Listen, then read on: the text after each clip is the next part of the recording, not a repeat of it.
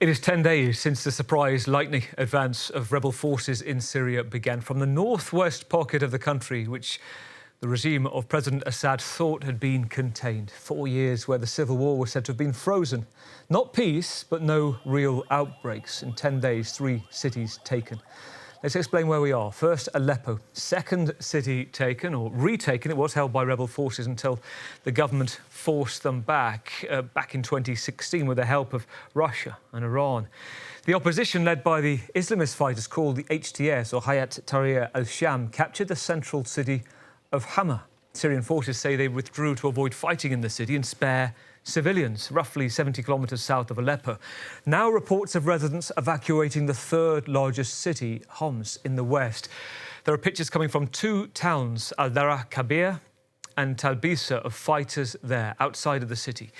Meanwhile, separately in the east, in the past few hours, Kurdish forces that have been backed, remember, in the past by the US, have taken a significant eastern city. This is the Syrian Democratic Force, or SDF, taking full control of the city of Deir al-Zor. Well, Aghiad Ghanem joins us in the studio. Aghiad's a Franco-Syrian lecturer, professor of Syria and International Relations at SciencesPo University.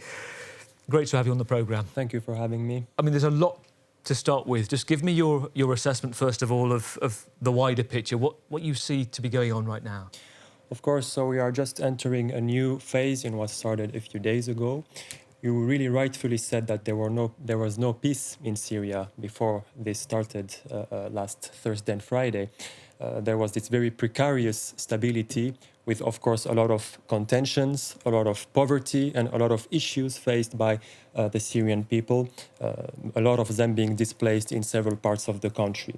So now we are with this new phase with the Hayat Tahrir al-Sham and other groups, for example, the Turkish-backed Syrian National Army, following their strategy and their conquest of the most important cities of Syria. So first Aleppo, now Hama, and now they're heading to Homs. So the situation is very critical.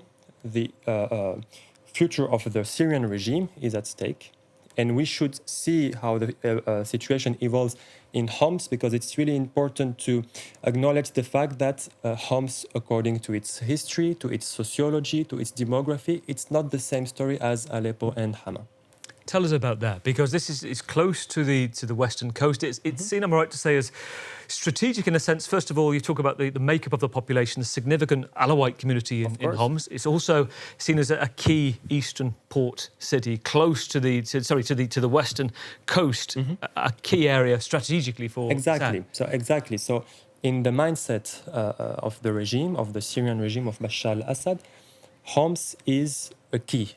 It's a city that is very close to Damascus, the capital city, on the same road, which we call the road of Damascus. And as you said, according to the regime, it's part of this area that goes from the coast to this line, Damascus-Homs, and which is considered by really the protected area of the regime. So if the rebels had arrived to these areas, then it's the very survival of the regime that is at stake.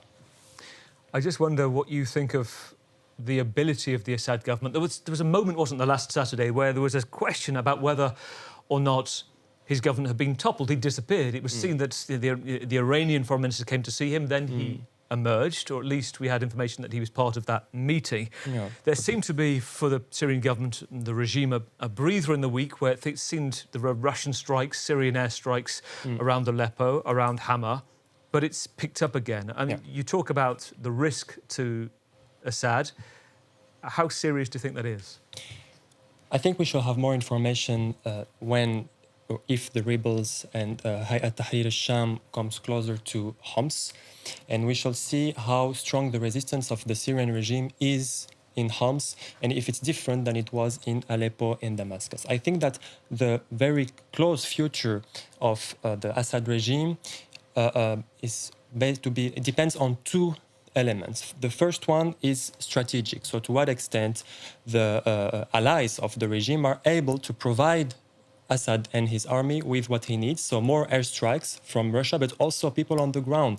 because the people that we have, the Hayat Tahrir al-Sham and their allies, these are people moving very fast with pickup cars. So it's not just with airstrikes that we'll manage to stop them and that Bashar al-Assad would manage to stop them.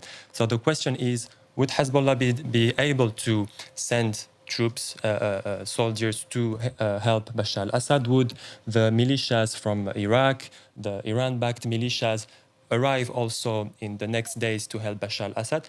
If not, then the future of the regime is really at stake. So this is the first element. And the second one is the objective of Hayat Tahrir al-Sham. It's not always clear. In his narrative, in his speech, and he gave an interview recently, Jolani, he is trying to send this very moderate message, to which I don't believe personally, but this very moderate message of him sparing the minorities and even working with them, working with the Christians in Aleppo. There are rumors saying that he is working hand in hand with the Christian authorities in Aleppo, with the Ismaili authorities in some cities where there is this other minority. So is the objective of Hayat Tahrir al-Sham to take all Syria? I don't think it's really possible. Or is it to accept the further fragmentation of the country and saying that the Alawites would be on their own, maybe with still the Assad family or someone else? So we're talking about Abu Muhammad al-Jilani, who is the leader of HTS, who was the leader of the Nusra Front. They broke off from al-Qaeda. That was an offshoot of the Nusra Front.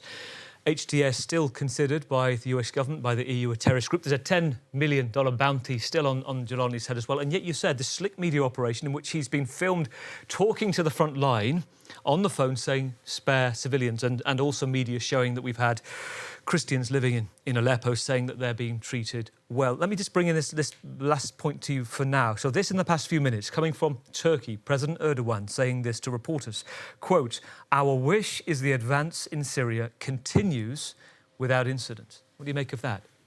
I think the Turkish position is very complex and ambiguous. I think the ambiguity of the situation is very hard to follow sometimes. But so in Syria, you have HTS, who first came, who were based in Idlib, right? Who were somehow governing the area hand in hand with civil committees. And of course, under a Turkish influence on the north of the country.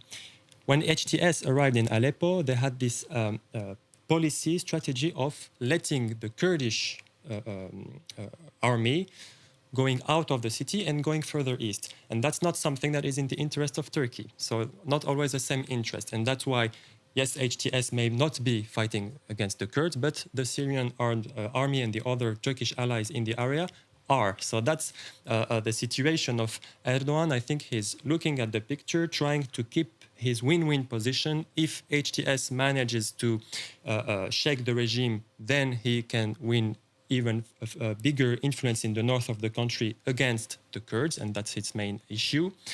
And if not, then he is able to get a stronger balance against HTS in the Syrian oppositions. Again, really good to talk to you. Great clarity from you as well. Aghiad Ghanem, expert professor in Syria, Syrian Franco professor at SciencesPo University. Thank you. Thank you.